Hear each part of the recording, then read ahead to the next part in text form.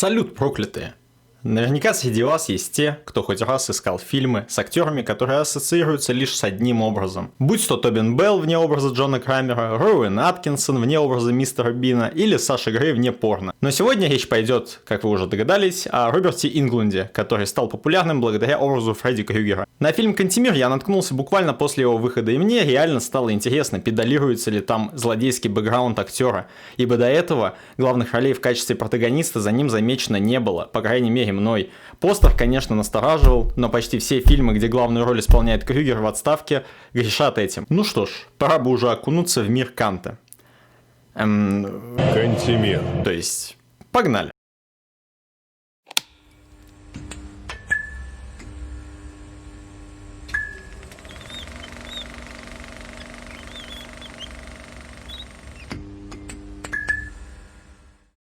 Сюжет фильма стартует с того, что Фредди оставляет голосовое сообщение своей дочери, которое намекает на непростые семейные отношения. Возвращаюсь на сцену. Ты перезвони мне, хорошо? Пожалуйста, прошу тебя. Очень красивый. Медальон. Принадлежал моей матери. Что это за спойлерская фишка такая в фильмах с бижутерией родителей? Теперь же зритель будет в курсе, что этот медальон выстрелит в финале. Вы играете Ванду? Откуда вы знаете? Я ваш отец. Джон Ларус. Венди Глен. И казалось бы, это Джон, но поскольку в будущем его имя тоже будут путать, предлагаю называть его Фред. Так привычнее и оригинальнее, нежели какой-то Джон. Ну или в крайнем случае дед, учитывая уровень трипов, который он будет ловить, это будет вполне уместно. Отец, наверное, замучился гонять мальчишек. Да нет. Ох уж эта неловкая беседа бумера и зумера. Посмотрите туда. Сколько пропавших собак. Невероятно. Может, им просто стало скучно, и они все сбежали в город. И казалось бы, куда делись все эти собаки? Ее даже не знают. И вот к ним подваливает современная версия Педро де Пакаса из «Укуренных» и везет их к месту действия. Вас нанял продюсер, брат? Да, это моя первая роль, нереально круто. Постойте, вы играете в пьесе? Ну да. Мы едем прямо в ад. И вот мы узнаем, что этот упоротый является не только водителем, но и актером. И в этот момент может показаться, что фильм представляет из себя комедию, ведь введен уже персонаж, который должен отвечать за юмор. Знаешь, сколько это стоит? Сколько? Я что, похож на риэлтора? Хотя с таким юмором, может быть, и не стоило. Фред заселяется в свою комнату, но обжиться полноценно ему не дают, ибо... Все уже собрались внизу. И учитывая тот факт, что оператор дважды показал нам мини-бар данной комнаты, хотя взгляд самого Фреда был направлен в зеркало, можно сделать вывод, что это самый прямолинейный в истории кинематографа намек на проблемы с алкоголем. Ребекка? Джон? Я не понял. Но драму прерывает другой участник труппы. Ларс Пирсон. Родился в Миннесоте, там же изучал театральное искусство в университете. В университете чего? Миннесоты? А это и вправду забавно. А я вас знаю. Вы Джон Ларус, изгоняющий дьявола. Так, погодите-ка.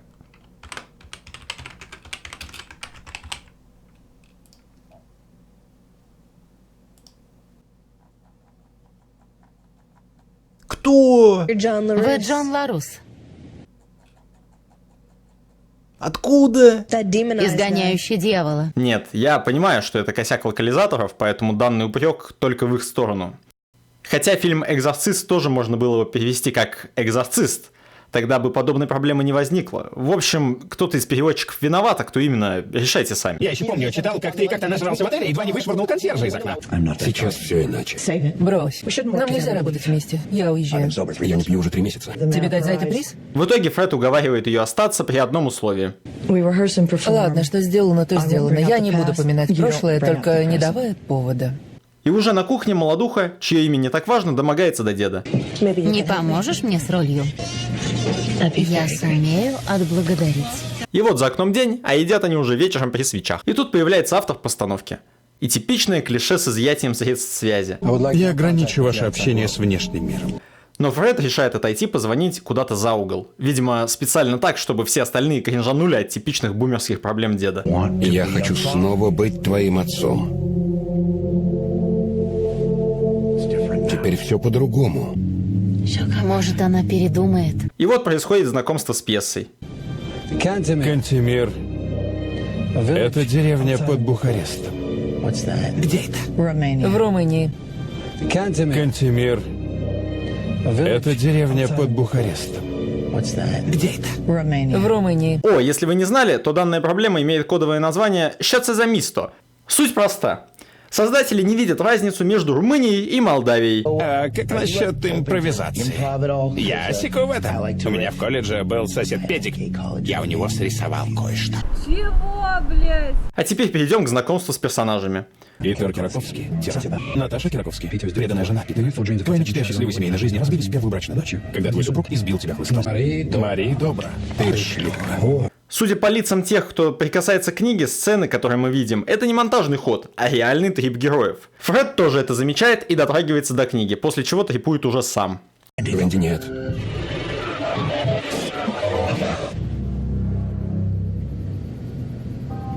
Видишь?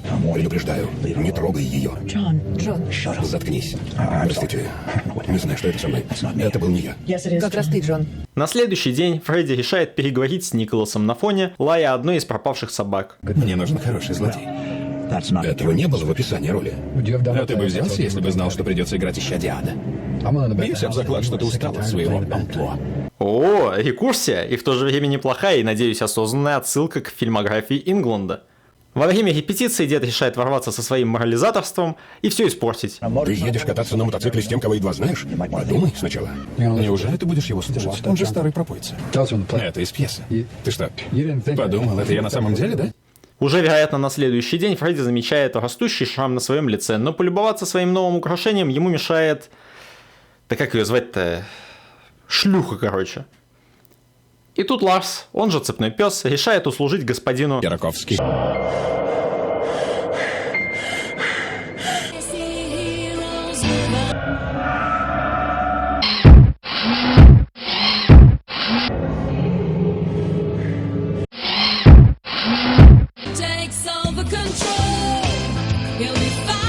Но новая фамилия ему не нравится, поэтому по первому визгу он отправляется в окрестности поместья и находит труп шлюхи.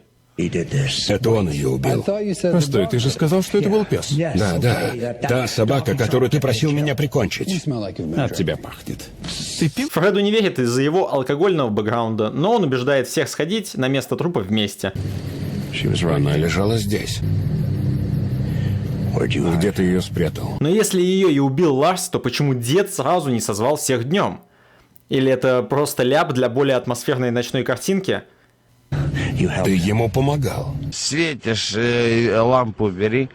Если вы выкупили эту фишку с резкими сменами времен суток, то поясните в комментариях, пожалуйста. Спасибо. А в это время нам показывают кадры из личного архива Барри Алибасова.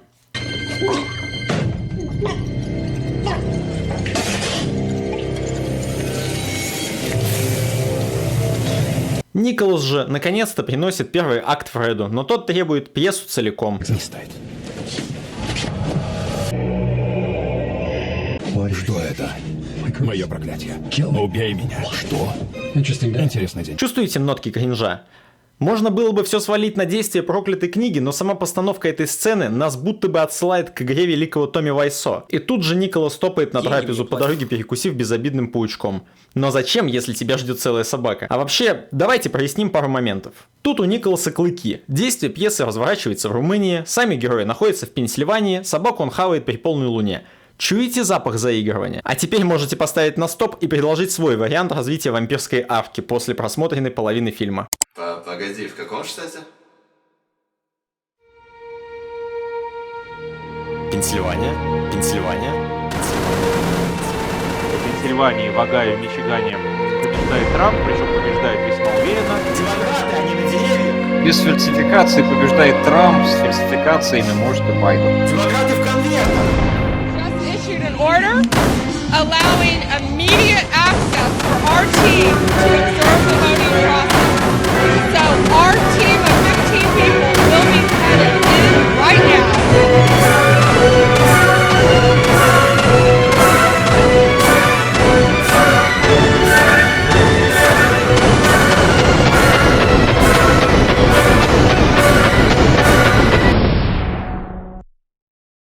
На следующее утро деда опять достают алкогольной тематикой. Ты пил вчера вечером? Ты был пьян? Ну, выпил, себя гахнул. Так а что, а кто не имеет права гахнуть? Если Николас забрал все наши телефоны, то как Элисон узнала, что ее позвали на съемки? Вполне логичный вопрос. Он мог ответить за нее. Вполне говёный ответ. И тут она замечает растущий шрам, на который дед успешно кладет болт уже второй раз. Тебе нужна помощь, Питер. Джон, это в пьесе я, Питер. Вчера здесь убили человека, а все ведут себя так, словно ничего не произошло. На самом деле ты ведешь себя точно так же. Нет никаких действий, даже попытки побега. Он просто хочет, чтобы я была счастлива. Теперь я понял. Сцена из второго акта, да? Он цыган. Ненавижу, блядь, цыган. Опа-опа, арка медальона, интересно. Он защитит тебя. Я люблю его, отец. Венди? Питер, только не волнуйся. Я не Питер. С меня довольно. Я уезжаю. И наконец-то, спустя целых 2 трипа, до деда доходит отличная идея. Ключи. Где же твои тупые шуточки? К слову, да, с ними этот фильм мог бы хоть как-то смахивать на забавный трешачок, но, увы. Знаешь, сколько это стоит? Сколько? Я что, похож на риэлтора? Или не увы.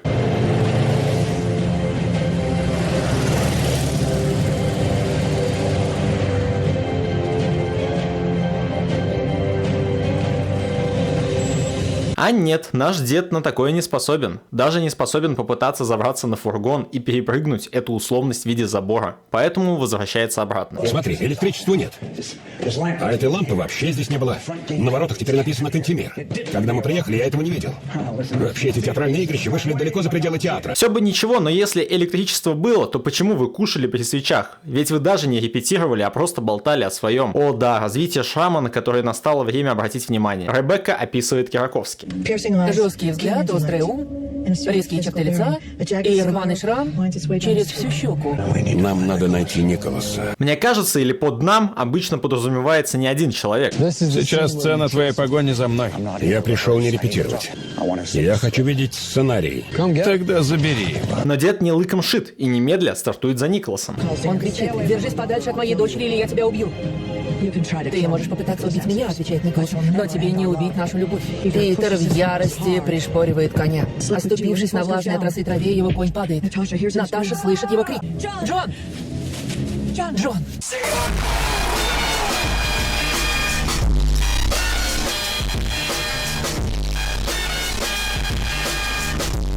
Но деда уже трепануло. А в следующей сцене трепует уже Ребекка. Но Фредди показывает, что умеет работать с людьми с измененным сознанием. Наташа, где этот цыганский табор? 8 фильмов о снах дают о себе знать. Опыт не пропьешь, получается. В попытке помочь Ларсу дед становится соучастником убийства. И по идее это влияние на ход пьесы. Что-то же должно измениться.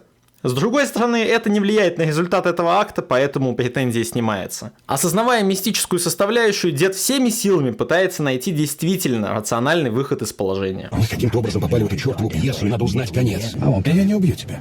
Вы же герой без злодея. Я не злодей. Ты всегда злодей. Ты только мечтал сыграть героя. Не удивлюсь, если это прямая отсылка к Инглунду, ибо до образа Крюгера он играл преимущественно положительных персонажей.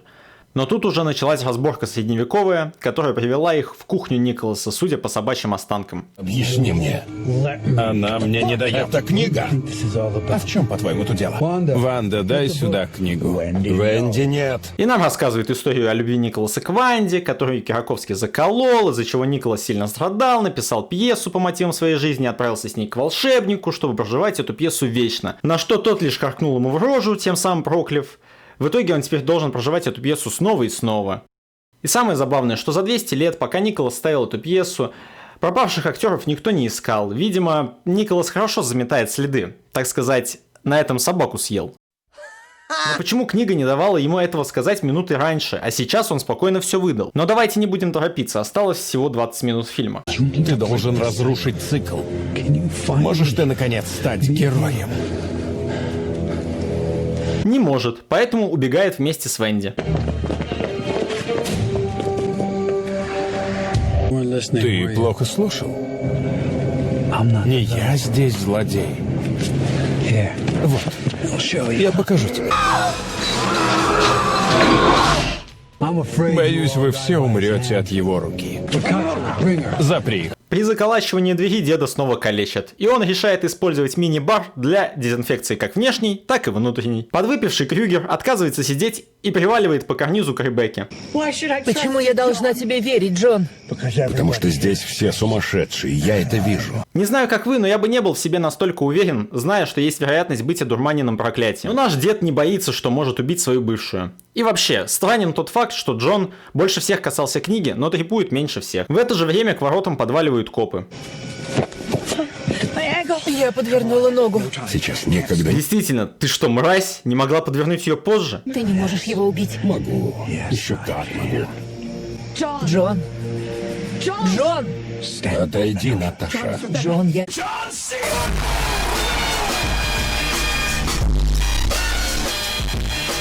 В этот момент Джона трепует, а Николас загоняет телегу о том, что выбрал эту парочку, ибо их любовь еще жива, и дед не очаруется и сможет совершить убийство. Звучит, конечно, как говно полное, но придется принять сей факт. Не трогай меня.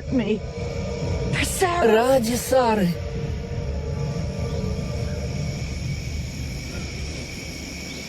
И, видимо, Ингланду тоже надоело это все, поэтому он стирает плохо нарисованный шрам и забирает медальон. Я возьму книгу, и ты сожжешь ее.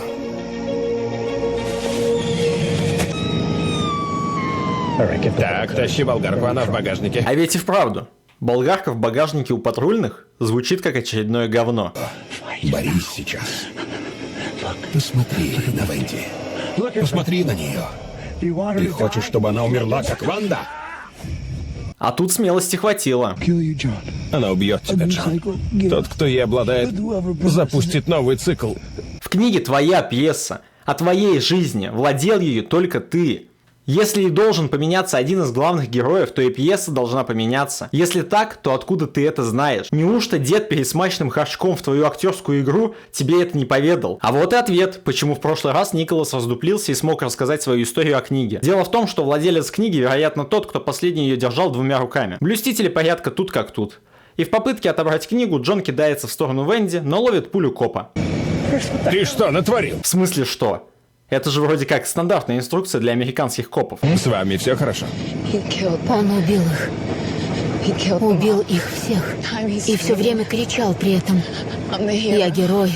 Я герой Украины. Я герой. Донбасса. Хорошо. Пока достаточно. Вам нужно выспаться. После первого просмотра этого фильма осталось очень неприятное послевкусие. Спустя же 6 лет могу сказать, что этот фильм хорош актерским составом, кроме, конечно, актера Николаса, и неплохой, хоть и не оригинальной концепцией. Чем же он плох? Первая проблема – отвратительный монтаж и ляпы со временем. Вторая проблема, как бы помягче сказать, один из сценаристов – долбоеб. Можно было бы простить ляпы в ином случае, но тут мы имеем и глаза, которые рандомно меняются, и оружие в виде алкоголя и медальона, а самое главное – вампирская арка, которая просто не пришей кобыле хвост, как пятое колесо машине, хлеб всему голова, сделал дело, гуляй смело. Фильм вместо проходной картины на 5-6 баллов превратился в дефективный балласт, который многие не потянули. Люди под фильмом писали, что не смогли досмотреть его до конца. Оно и понятно, ведь они не были готовы к такому уровню трипа и кринжа. А те, кто досмотрели, получили ответы на некоторые вопросы, но стали задавать другие, ибо завершенности как таковой у фильма нет. И это не как открытая концовка, это как открытый люк коллектора. Ты в него попадаешь, но кайфа не получаешь. В общем, сценарно и производственно это провал. Вероятно, этого обзора не должно было быть, но из-за внутренней обиды за запоротый фильм с положительным образом этого актера у меня открылся гештальт. Теперь он закрыт. Всем спасибо за участие в моей психотерапии. С вами был Cripple Pig, подписывайтесь, ставьте лайки, подписывайтесь на нас в ВК и в телеге, ссылочки в описании. Неведомый Тарзил.